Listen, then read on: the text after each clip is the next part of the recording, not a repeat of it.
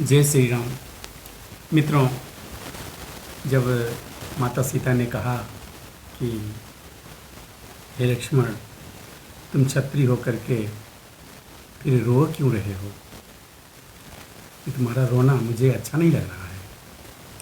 बात क्या है? कुछ तो बात है जो तुम रो रहे हो, बताओ क्या बात है। यह बात सुन करके लक्ष्मण अपने आँखों की आंसुओं को रोक नहीं सके और कहते हैं कि अच्छा होता यदि लंका में सो जाता शक्ति बाण से, मैं सो जाता शक्ति बाण से मैं, या रावण के रण सागर में धो लेता हाथ प्राण से मैं, या रावण के रण सागर में धो लेता हाथ प्राण से मैं। यह दिन तो नहीं देख पाता जो जीता हुआ मर रहा हूँ, जो जीता हुआ मर रहा हूँ।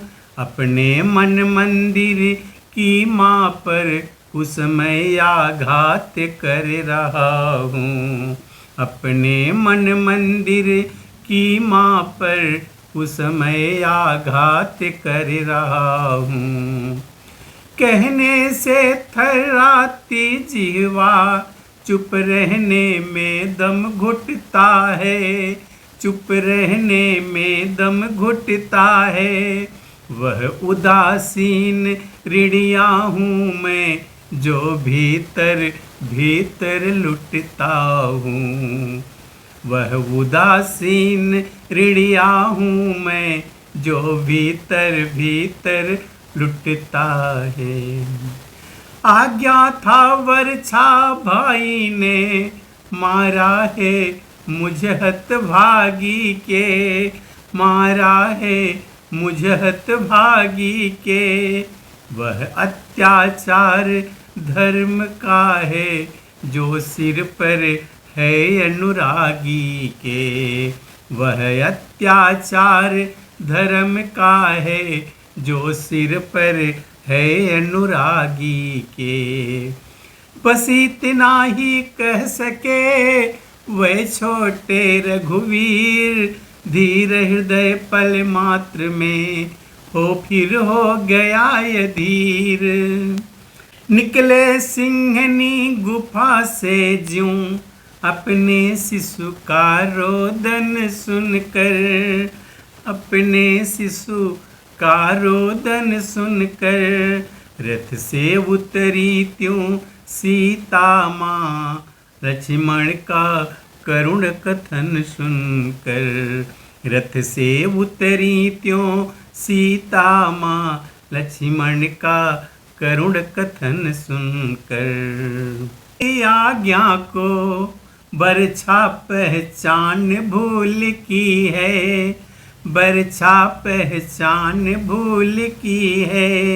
उनकी वज्राज्ञा भी हो तो अपने को छड़ी फूल सी है, उनकी वज्राज्ञा भी हो तो अपने को कछड़ी फूल की है।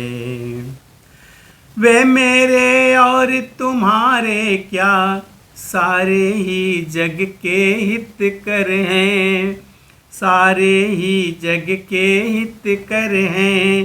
सूरज वंश राजेश्वर हैं, रघुकुल के गौरव रघुवर हैं।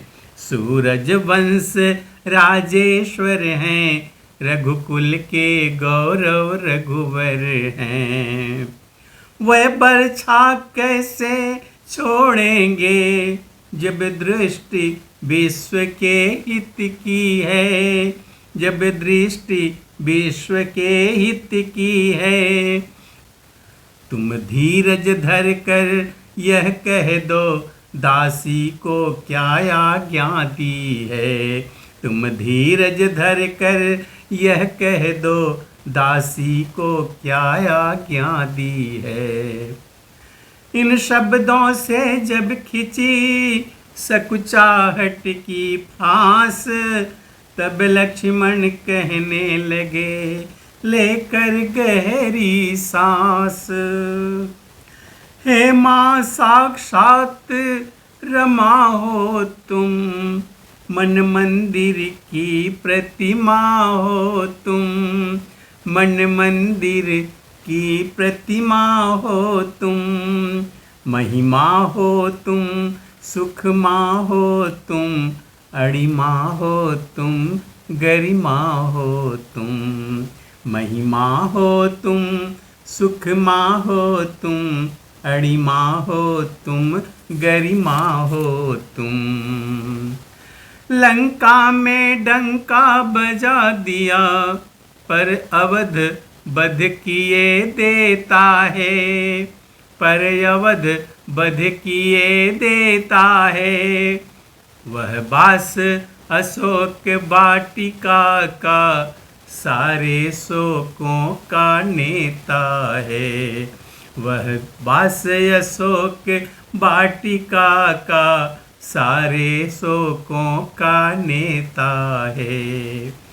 भारत की ऊंची नारी का तुमने तो चरित दिखाया है, तुमने तो चरित दिखाया है, पर अवधवासियों ने उसको अत्यंत बुरा बतलाया है, पर अवधवासियों ने उसको अत्यंत बुरा बतलाया है।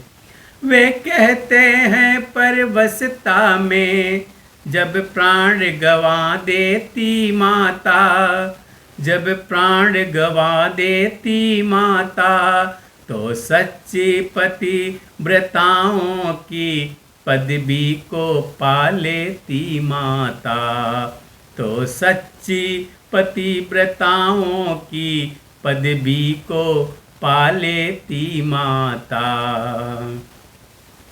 यह नहीं समझती मूर्ख प्रजा, आचार्य परीक्षा दी तुमने, आचार्य परीक्षा दी तुमने, पति के हित निज प्राणों को रख, पति की भी पत रखी तुमने, पति के हित निज प्राणों को रख, पति की भी पत रखी तुमने।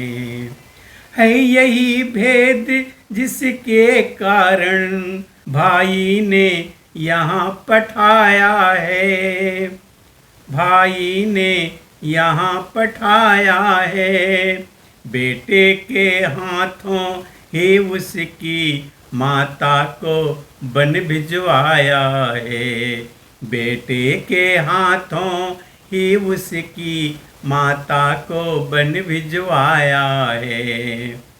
इतना कह सौमित्र जब हुए और बेचैन, तब बोली अवधेश्वरी सीधे साधे बैन,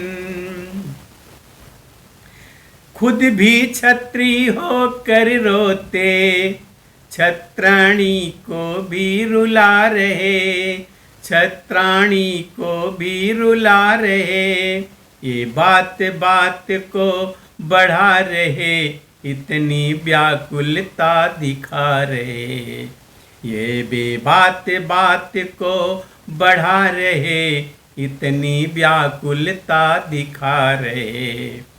मैं आज्ञाकारिणी कहलाकर अब तक आज्ञा की भूखी थी, अब तक आज्ञा की भूखी थी, बड़े भागिन हूँ इस आज्ञा से, खिल गई कली जो सूखी थी, बड़े भागिन हूँ इस आज्ञा से, खिल गई कली जो सूखी थी।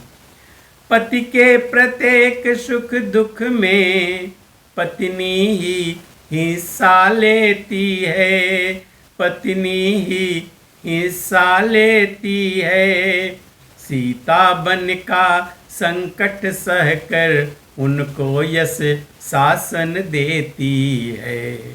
सीता बन का संकट सहकर उनको यश शासन देती है। मित्रों, अब आगे की कथा हम अगले वीडियो में देखेंगे। तब तक के लिए जय श्री राम।